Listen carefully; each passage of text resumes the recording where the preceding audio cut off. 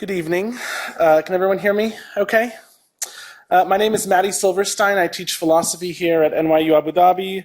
And on behalf of the NYU Abu Dhabi Institute, it's my pleasure to welcome you to this evening's discussion. Our featured speaker tonight, sitting all the way on the end there, is Kwame Anthony Appiah, professor of philosophy and law at NYU in New York.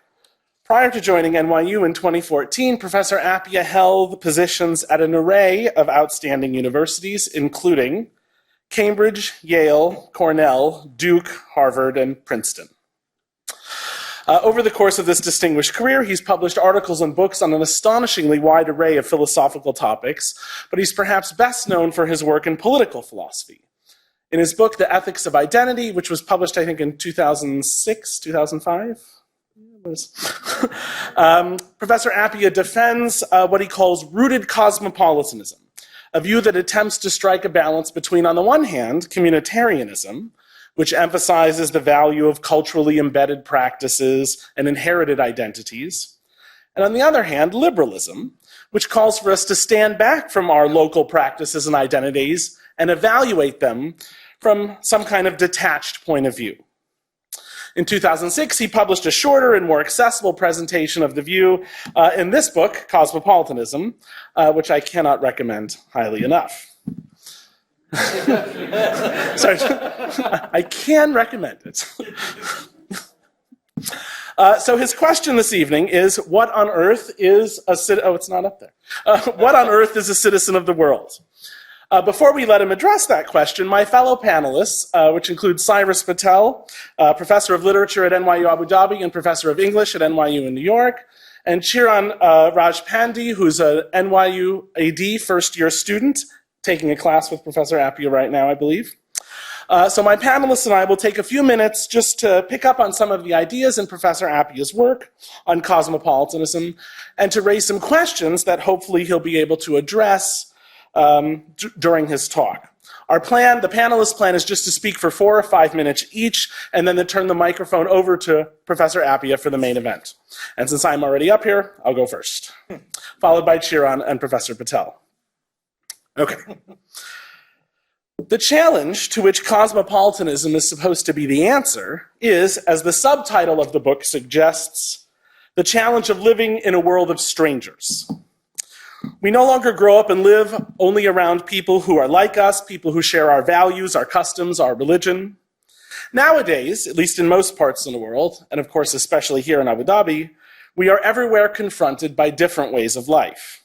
In articulating how becoming cosmopolitans can help us live peacefully and even cooperatively in such a pluralistic society, Professor Appiah places a great deal of emphasis on the notion of conversation. Cosmopolitans, he suggests, are willing to engage in conversation with people with different values and from different ways of life. In one of my favorite passages in the book, Appiah describes the value of such conversations as follows. Conversation, he writes, is hardly guaranteed to lead to agreement about what to think and feel. Yet we go wrong if we think the point of conversation is to persuade and imagine it proceeding as a debate, in which points are earned or scored for the proposition and the opposition. Often enough, as Faust said, in the beginning is the deed. Practices and not principles are what enable us to live together in peace. Conversations across boundaries of identity, whether national, religious, or something else, begin with the sort of imaginative engagement you get when you read a novel or watch a movie or attend to a work of art that speaks from someplace other than your own. So, he continues, I'm using the word conversation not only for literal talk, but also as a metaphor for engagement with the experience and the ideas of others.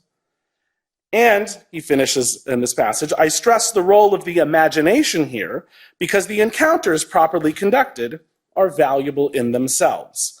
Conversation doesn't have to lead to consensus about anything, especially not values.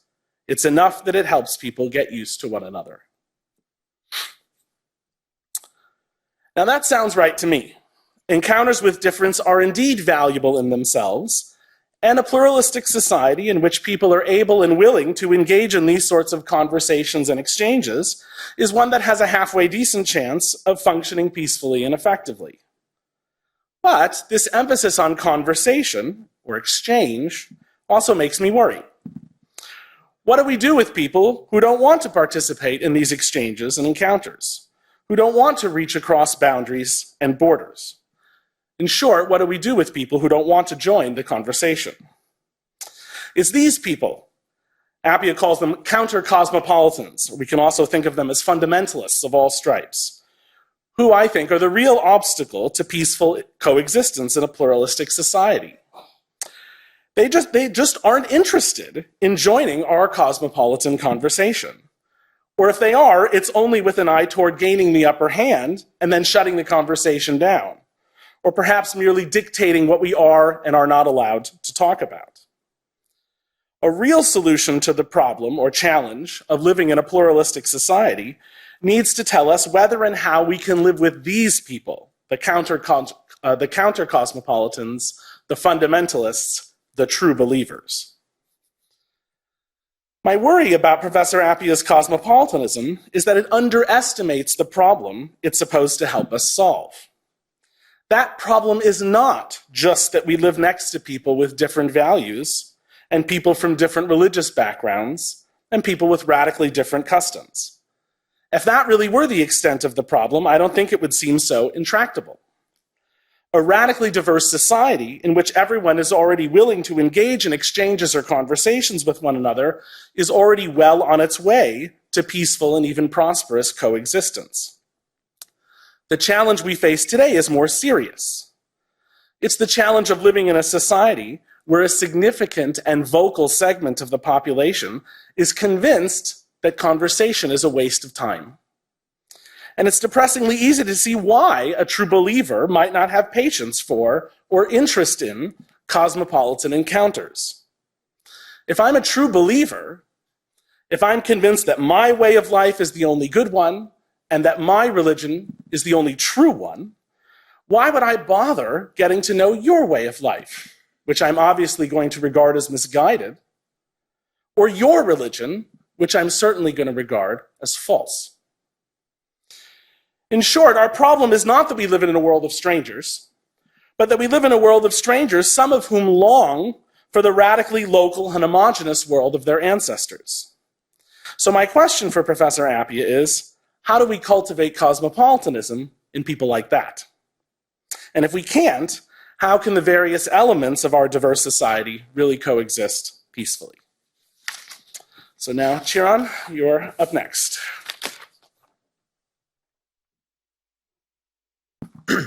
Thank you. Obviously, it's an honor to be here. So my interest in global citizenship and cosmopolitanism is greatly mediated by my identity as a Nepali person. Now, just like any other identity, cultural, religious, or racial, it's manifested in various ways, right? Now, in 2015, Nepal's constitution in more than 15 years was promulgated, and this new constitution rejected the right of a woman to pass on citizenship to their children. Now, the rationale behind this is thought to be that Nepal shares an open border with India along the south, east, and west. This means that many women travel across the border for employment opportunities or to get married. The children born out of such marriages or out of wedlock is half born to an Indian person, right? So although the mother will be Nepali, the child will be, by virtue of their father's national identity, Indian. Now the idea is that children like these, if granted citizenship, will ultimately accumulate enough cultural, economic, and social capital to overthrow the so-called authentic Nepali cultural and governmental core. The problems are obvious. Now over 4 million people are stateless today in Nepal, and in an ever-progressive world, Nepal's new constitution, right, it's almost oxymoronic, is still discriminating between a man and a woman. But the implicit assumptions, and as well as the driving force behind these assumptions, are even more troubling to me. A part of being Nepali is embracing the idea that your identity is mediated by cultural, political, and economic influence by your larger neighbors, India and China. Now, almost all of us in Nepal grow up learning to speak Hindi. Nepal is a majority Hindu nation, not unlike India. Many of our cultural practices are also very similar. Economically, Nepali currency is pegged 1:1.6 to the Indian currency. Politically, India undoubtedly exerts great influence on Nepal, either implicitly and through certain back channels, or explicitly, as in the widely known and horrific 2015 Indian blockade, which blocked the import of essentials such as fuel and medicines to Nepal in response to the new constitution's proposal of a federal structure. Now, it seems to me from this dark view of Nepal's relationship with India that limiting the mobility of Indians across the border would help Nepal, were it not so much dependent economically on India, deal with this kind of hegemony. Now, I don't believe that the constitutional discrimination of women for an unfounded, partly political and partly cultural reason is right. But this kind of hegemony it's incompatible with my own cosmopolitan values because it exerts an unjust economic and political order on Nepal. Now, by extension, of course, a cultural order is also imposed, although perhaps that is manifested in many different ways. Now, I'm interested in hegemony from both a political and a literary standpoint. Now, from a political standpoint, the question I want to pose is, is it okay, and that is to say, is it compatible with the Cosmopolitan project to constrain the mobility of certain people in order to counteract hegemony? Or, if not, what is the solution to hegemony and this sort of neo-imperialism? Now, the same question stands from a literary standpoint as well. Is it okay to constrain the mobility of certain people in order to counteract cultural and literary hegemony? I think Professor Appiah's view would be, probably not. And that's probably my view as well. But by extension, another question that I want to pose is, can we frame a kind of positive argument for a cosmopolitan identity or for global citizenship, not in spite of the nation state, but by the nation state? Now, that is to say, can we contemplate ways to think about cosmopolitanism not only as an individualist project, but also as a nationalistic project, mediated by a national ethical or judicial tradition? Or is that too much to ask of any particular nation or people? Now, while those are both questions that I want to answer and I want answered, I think the sort of precondition to both questions is the idea that cosmopolitanism is an inherent good, both practically and politically. So both of my questions are, premised on the idea that the interaction of certain local things, right, peoples, cultures, politics, with their foreign counterparts has led to a situation of disagreement and, more importantly, disadvantage, given that there are certain advantages. So I think one of the underlying and perhaps more important questions that I would like answered for my own sake and for the sake of those present is, why is cosmopolitanism and global citizenship good, right? And why is this discussion important? So I think Professor Patel is going to show. Thank you.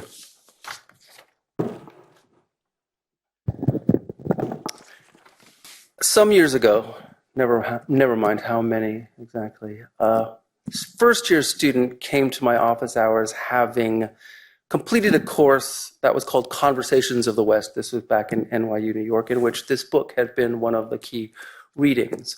And she came to me asking how she could put some of the values that we'd been discussing, some of the theories of cosmopolitanism, into practice. And I like to think of the question that she asked at that time as a version of the question that I think we're asking tonight. What can it mean to be a citizen of the world, particularly when we don't have a thing called a world government? What does it mean to think of yourself as somehow a world citizen? And at the time, I talked to her about trying to put into practice the point of view that I take to be at the heart of Professor Appiah's account of cosmopolitanism, which is that cosmopolitanism may have originated as a kind of alternative to nationalism, to the idea that if you were a citizen in ancient Greece, your identity was primarily formed as part of your membership in a polis or city-state, or that later on your national identity is somehow natural. Rather, the cosmopolitan asks to think of oneself as a citizen of the world, to think of one's global attachments, and to model those attachments, in Professor Appiah's point of view, on your local attachments. I tried to explain to her, and in that course, that that meant cultivating more than simply this opposition between the national and the global, but really a way of thinking about the relationship between sameness and difference. And that cosmopolitanism has come to mean an alternative not only to universalism, the idea that we're all the same, upon which it draws, but also an alternative to multiculturalism, which might mean respect for and even a prioritizing of the ways in which we are all somehow different.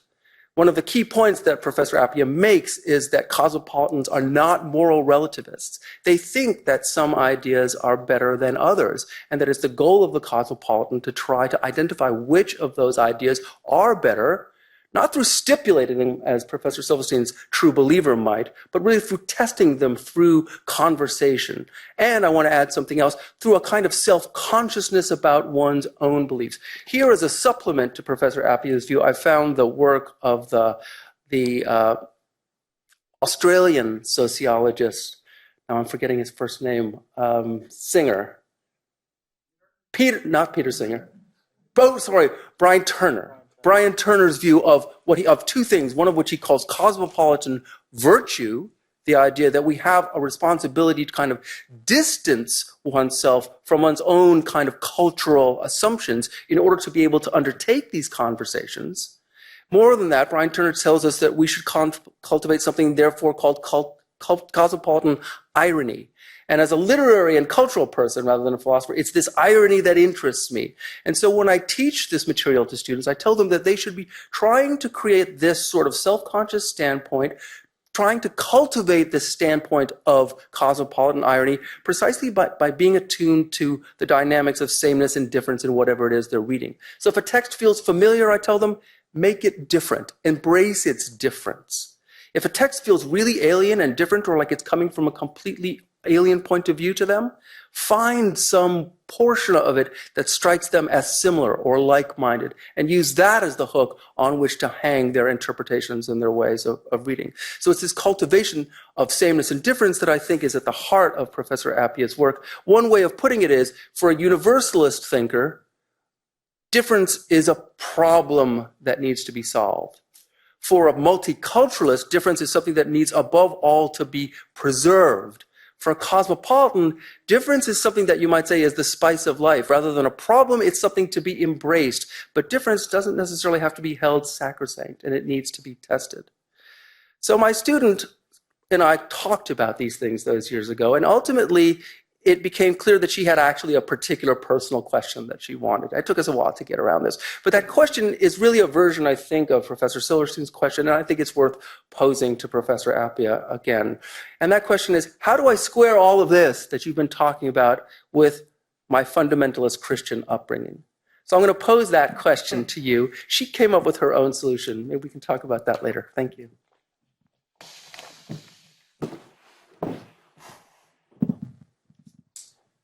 Well, thank you all very much. And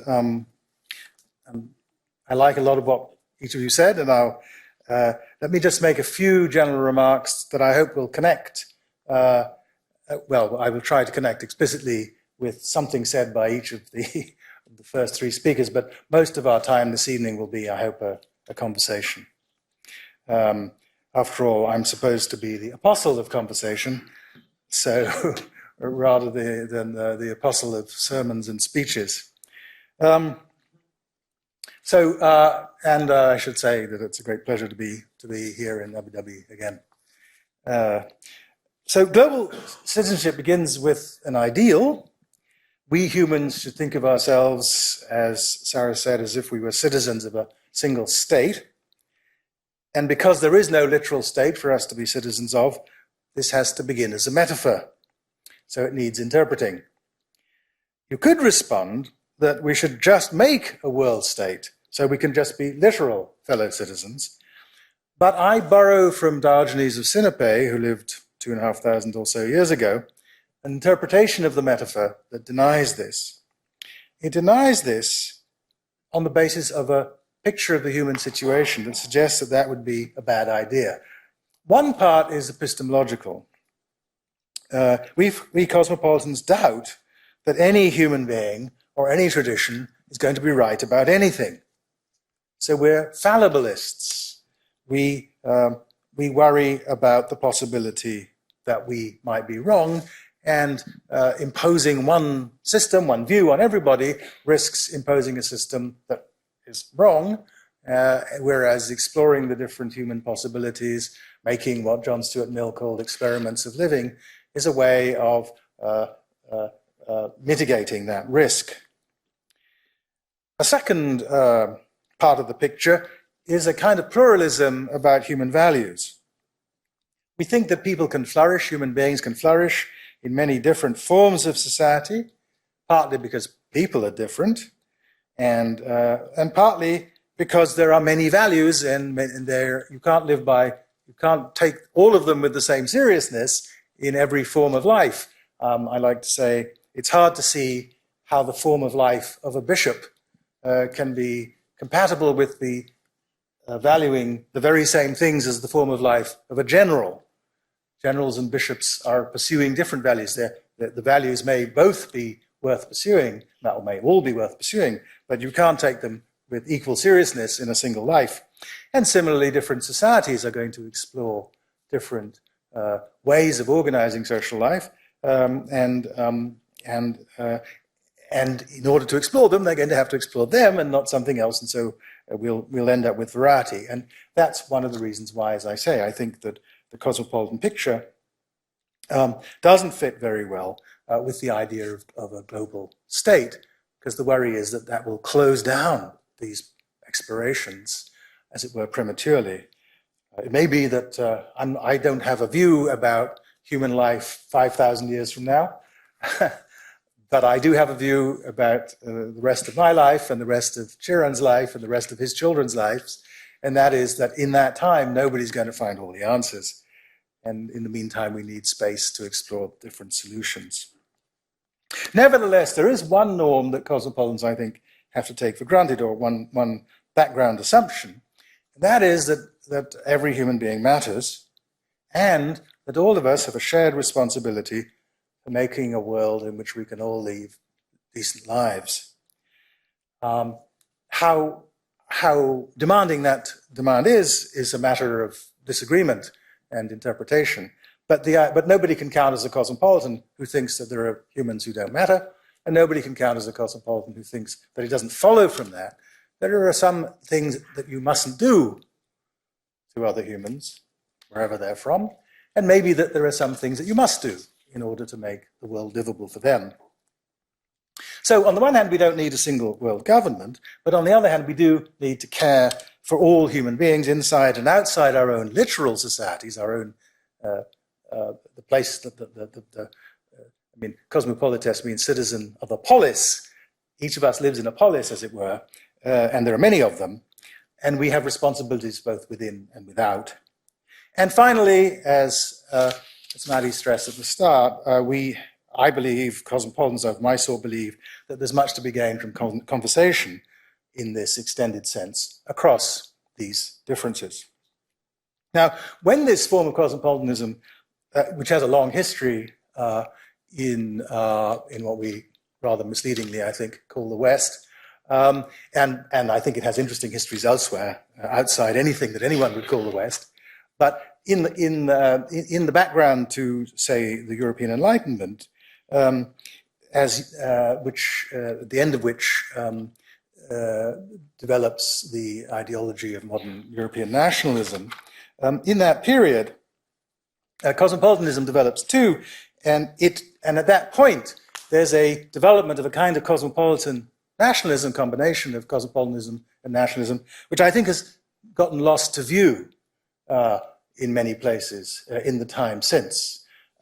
It's particularly ironical, I think, that this view was first well articulated by, in the German Enlightenment, by people like Johann Gottfried Herder, because, of course, Germany did so much, particularly in the early 20th century, to live out a vision of nationalism that was profoundly anti-cosmopolitan. But the fact is that the founders of the of German nationalism were, the intellectual founders, the philosophical founders, were in fact profoundly cosmopolitan as well as nationalists. They took it to be obvious that what was good for the Germans, which was that they should develop together a community of people who would take charge of their political destiny, was good for everybody, and that different peoples had different destinies, all of which were worthy. Everybody's nation should be important to her or to him, and they took it for granted that that was so. The sort of central metaphor here might have been the idea of that humanity is a kind of great choir, but it only works if everybody's singing a different line. If we're all making our own music, we're making music together, but we're contributing different things to the great hymn of humanity. So modern cosmopolitanism, as I say, grew, was sort of articulated with modern nationalism, not as an alternative to it, but as a complement to it, as something that would fit with it. And I'm very much persuaded in the work on cosmopolitan patriotism, for example, or on rooted cosmopolitanism, that this is the possibility that we ought to explore. Now, but as I said, this form of cosmopolitanism, because it was compatible with nationalism, respected the value of different human ways of going on. And that's, of course, why it doesn't go with world government. So Herder believed that the German-speaking peoples were entitled to live together in a single political community, but he thought that what was good for the Germans was good for everyone else. And so, unlike many other Germans, then and later, he believed in the political self-determination of all the peoples of the world. In fact, he's a scathing critic of European imperialism, one of the earliest European critics of European imperialism. There were, of course, many non-European critics of European imperialism right from the start. So I think my answer to the sort of philosophical part of Turan's question is yes, people are entitled to preserve distinct communities. That's part of the point. Part of the point is that we're exploring different things. But there are constraints. You identified one, I think, in your example. I think that my own view is, and it's a view that I'm glad to say is widely spreading across many civilizations at the moment, is that discriminating between men and women in the pursuit of such a project is not permissible. If you're going to have laws that, if you're going to have communities that are distinct, you're going to have laws about how people come in and out, but those laws should not be racist, they shouldn't be sexist, they shouldn't be like some of the current regulations proposed by the President of the United States, Islamophobic. There are lots of moral constraints on the kinds of, but the idea that it's permissible, yes, I think it's right. And so you have to balance, as one always does when one's balancing universality and difference, you have to balance the moral demands against the need for what in a paper I once called the comforts of home, the sense that you've made a place and you want to keep it. You, that is collectively, are working to keep it a certain way. And it's precisely the combination of the respect for the rights of individuals and communities to live their own lives that roots the cosmopolitan respect for difference. I like very much a passage in a novel by George Eliot, Daniel Deronda, which he published in 1876, which I think articulates this. Deronda was is raised in England, and he only discovers that he's of Jewish ancestry when he's an adult. And when he discovers this, he responds in this way to the discovery that he has found his hereditary people. It was as if he had found an added soul in finding his ancestry, his judgment no longer wandering in the mazes of impartial sympathy, but choosing with the noble partiality which is man's best strength, the closer fellowship that makes sympathy practical, exchanging that bird's-eye reasonableness which soars to avoid preference and loses all sense of quality, for the generous reasonableness of drawing shoulder to shoulder with men of like inheritance. But notice that in claiming a Jewish loyalty, this added soul, he's precisely not rejecting his universal soul. He says to his mother, I think it would have been right that I should have been brought up with the consciousness that I was Jew. It must always have been a good to me to have had as wide an instruction and sympathy as possible. I want to be an Englishman, but I want to understand other points of view. I want to get rid, I love this phrase, I want to get rid of a merely English attitude in studies. So I think a creed that disdains the partialities of kinfolk and community for a kind of impartial, abstract, universal sympathy isn't going to work. And that's why I think cosmopolitanism has to begin with a respect for roots. Now, conversation across identities, across religions and races and nationalities and so on, ethnicities, is worthwhile, to answer another word, Sheeran's challenges, because through conversation you learn from people with different, even incompatible ideas from your own. There are many ways from learning from people that don't involve coming to accept their view. Dialogue with others it can be a way of learning, even if it doesn't aim at agreement. And it can be worthwhile too, because if you accept that you live in a world, as we certainly do now, with many different kinds of people, and you want to live in respectful peace with them, you have to try to understand one another, whether or not you agree. So in insisting that cosmopolitans have a respect for legitimate difference, however, I want to underline that one kind of difference that we accept as legitimate is precisely some forms of anti-cosmopolitanism. We're not happy with those who don't recognize the idea that we have obligations to one another. Those people we think are just wrong. But we do accept that some people don't want to converse with strangers and that they have a right not to do so. There are limitations on the right, though, set by our universal obligations to one another. One of these, for example, one of these universal obligations, one which Kant stressed in one of the great writings of the Enlightenment on this topic, is a right to asylum. You can't refuse people from a nation, you can't refuse to take into your nation a fair share of people who are fleeing oppression and murder. That's another constraint on Nepal's right to limit freedom of movement across its borders. But beyond that, beyond the necessary respect for the principles that one should respect in this area, beyond that, if you don't like strangers, we cosmopolitans say you don't have to converse with them.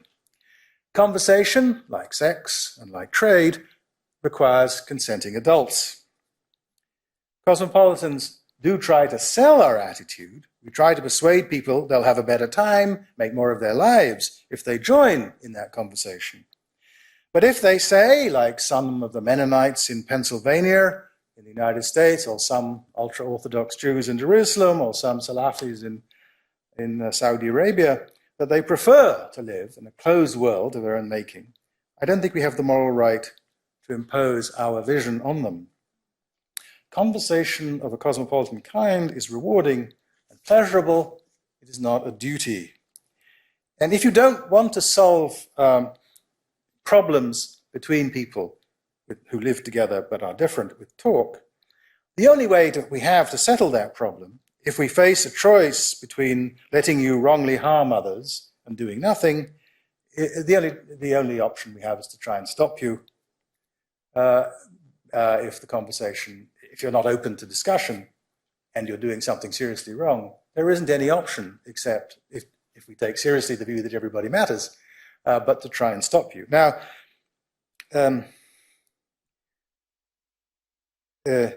these interventions have to be intelligent, which they're often not. And sometimes there's nothing we can do at reasonable cost to enforce the right of others. That's some people's view about the situation in Syria today. But thinking that every human being matters means that we have to do our fair share to make sure that everyone gets what they're entitled to, though that doesn't mean that we can guarantee that they will in fact get it. So I said, if you don't want to talk, and by talk, I meant something different than what I mean by conversation. Talk can be directed, instrumental, aimed at coming to practical agreement. It's what goes on when you're negotiating a business deal, or a treaty, or negotiating in a legislature about how to shape a bill. Conversation is not instrumental, it goes on for its own sake. And while I believe it has good consequences, it usually has those good consequences when you're not aiming at them. It's like archery in the view of the Zen masters. You're only going to hit the bullseye every time if you stop caring about the bullseye. So I think in a globalizing world, we need enough cosmopolitans to help build the links across societies that will make global, and within them, that will make global survival and comity, social comity possible. But we don't need everybody to be a cosmopolitan. So to respond a little bit to Maddie's worry, I think that many people who look as though they are against conversation are really objecting to being talked at. They think that liberal cosmopolitans offer to converse, but end up simply lecturing and don't listen. And who would want to enter an encounter like that? So if we practice real conversation, which involves a lot of listening, I'm not too worried that we won't find enough takers, though I accept that not everyone will accept those terms. I'd like to end with an answer to the question that Sarah's student asked. How do I reconcile these sorts of cosmopolitan practices with a fundamentalist Christian upbringing? Well, cosmopolitanism imagines conversations among people with very differing starting points, including different reasons for thinking cosmopolitanism is a good idea. I think it's very important that the engagement of cosmopolitans in this conversation doesn't only come from the sort of liberal cosmopolitanism that I believe in. People can be cosmopolitan from all kinds of backgrounds. The criterion is, are you willing to engage in the conversation? The theory of the conversation, well, that can differ, and some people don't have any theory of the conversation at all. They're just having a good time. So for a self-identified fundamentalist Christian, I think I would start with the observation that St. Paul, though he can be a bit grouchy, was one of the great cosmopolitans. After all, in the Epistle to the Galatians, he famously wrote, "There is neither Jew nor Greek, there is neither bond nor free, there is neither male nor female, but ye are all one in Christ Jesus." And in his polemic with Peter, Paul, the apostle to the Gentiles, insisted that the followers of Christ did not have to follow Jewish ritual codes, because those were demands that grew out of the special covenant between Yahweh and Abraham and his descendants. So this is precisely a recognition that different communities have different historical paths, which I said was one of the claims of cosmopolitanism. So there's a Pauline route to cosmopolitanism, just as there's a liberal one, and at least from my point of view as a liberal cosmopolitan, I'm happy to talk with the Pauline cosmopolitans anytime.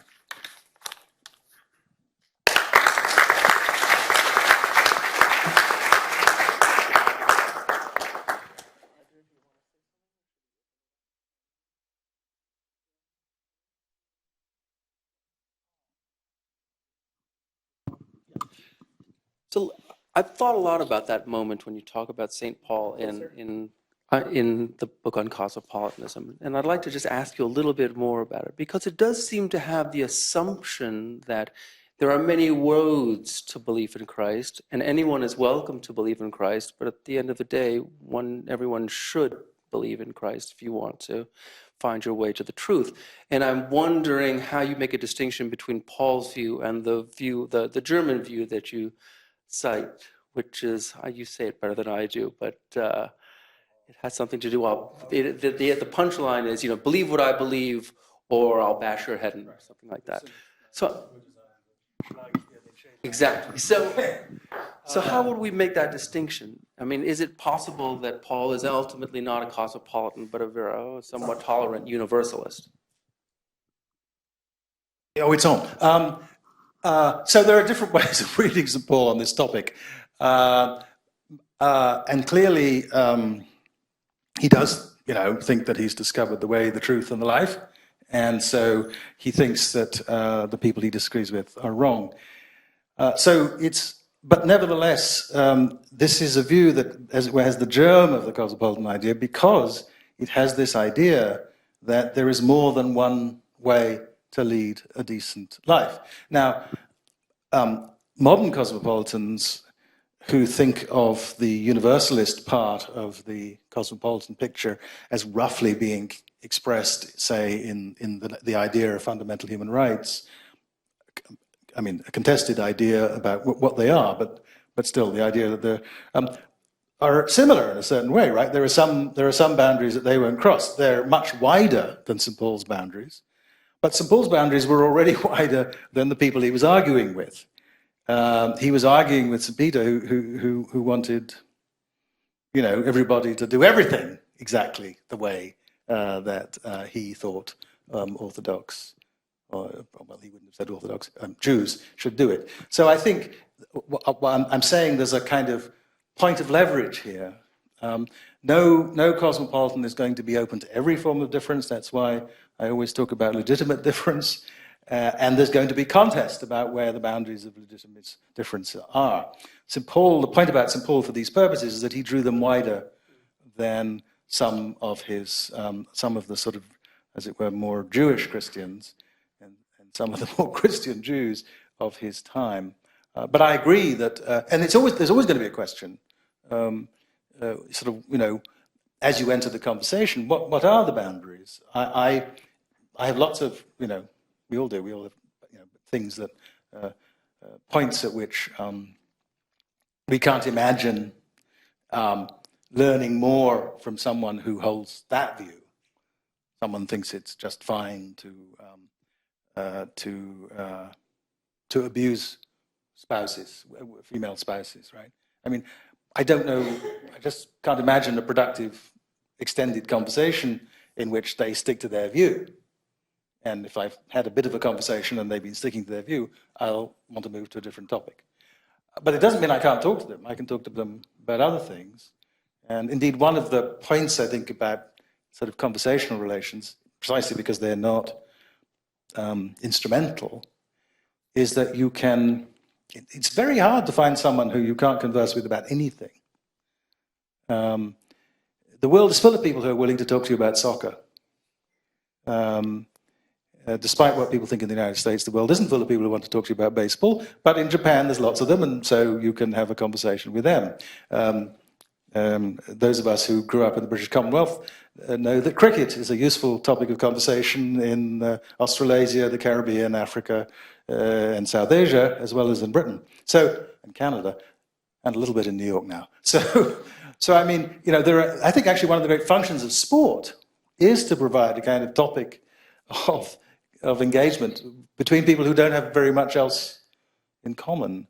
And it's an interesting thing. And novels and movies and so on. So the idea is that there are many topics upon which, so if we don't get stuck on the one topic where we disagree, we could talk about many other things. Is it your view then that the more we talk, the more it might ultimately be possible to pave the way to some kind of disagreement, or the fact that we just get used to being, it's harder to demonize the person that's right next to you. Right. I think my theory of this is the thing about getting used to one another.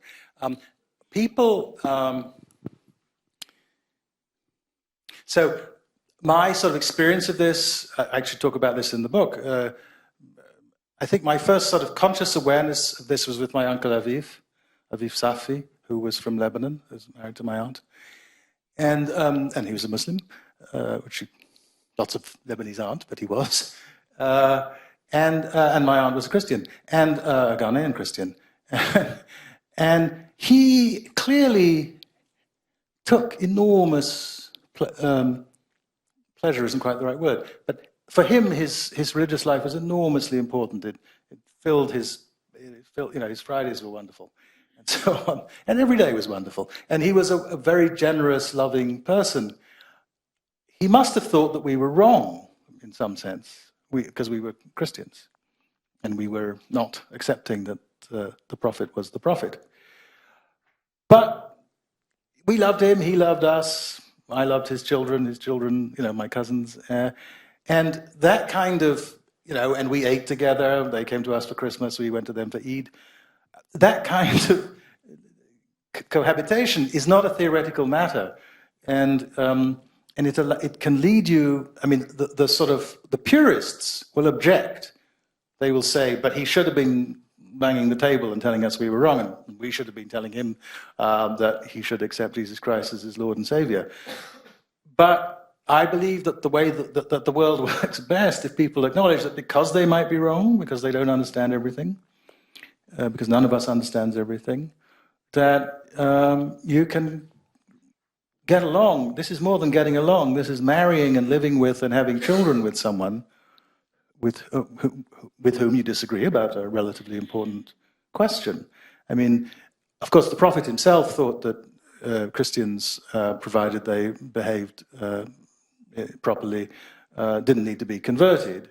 So he could have said, "I'm just doing what's." But he thought. I mean, nevertheless, he did think we were wrong about something important, something where he got enormous value from what he took to be the correct view, but he still could live with us. And I think, I mean, more than could. I mean, he did beautifully live, as it were, in the family. So I think that's the picture I have, that we can, if you focus on propositional agreement as the basis of cohabitation, you're lost. I mean, I live in a philosophy department. There are 5 offices, 6 offices on my floor. We don't agree about hardly anything. I mean, anything important in metaphysics or ethics or epistemology. If we had to agree about those things in order to be able to be in a department together, we'd have to close the department down. And I think, that's how life is. So the worry so on the one hand, I find that quite comforting. But the worry is that so many people hold their religious beliefs in a way that's very different from the way in which you hold your philosophical beliefs, and the way in which some of us might hold our religious beliefs, right? And that when, their religious beliefs provide the principles around which they organize their lives, provide the very meaning for their lives, provide comfort in the face of death, I think it can be a really tall order to adopt the kind of fallibilist attitude that you're describing towards a set of beliefs that play that role in your life. And asking someone to do that can seem to them as though you're asking them not to take their religion so seriously. Right. So what you're doing is not asking them not to take their religion seriously, but it's asking them to consider the possibility that whatever your orientation is to the world is one that you take seriously too, and then how the conversation goes depends on who you're talking to, what the tradition is. Islam has a profound tradition of toleration for people of the book.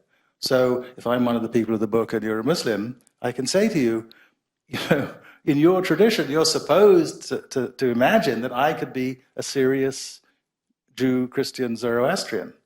I can't say that to an Orthodox Catholic. To an Orthodox Catholic, I have to talk differently, and to a Protestant, I think I can say, look, in your tradition, what matters is conscience and the individual's understanding of his or her faith, and it wouldn't be any good for me to go along with you unless I had that faith. So what's the point of, as it were, asking me for outward conformity in our society to your idea of how one ought to live? Maybe you think I'm going to hell, but I don't. And in any way, and then now it depends on whether you're a predestinarian or not. I mean, it depends. The conversation will have to be with particular points of view. But I think that these are ways of showing to someone that you do take their view seriously. You understand. You're willing to engage in conversation with them about the details of their view, if that's what they want to talk about, just as you're willing to talk to them about soccer, which I myself don't find a very interesting game. But I'm perfectly happy to talk to people about soccer if that's what they want to talk about, as it were, some of the time. I mean, I wouldn't want a relationship with someone who only wanted to talk about soccer, but I'd be happy to talk about soccer when the conversation comes around to it. So I think that, how you handle... there isn't a general answer to the question, what to say to someone who's religiously serious. That it depends on what their religion is. And precisely taking them seriously is wanting to know what their religion is and wondering whether, given what their religion is, there isn't a way that they can have a space view in their lives that they haven't yet imagined, without giving up, their own convictions.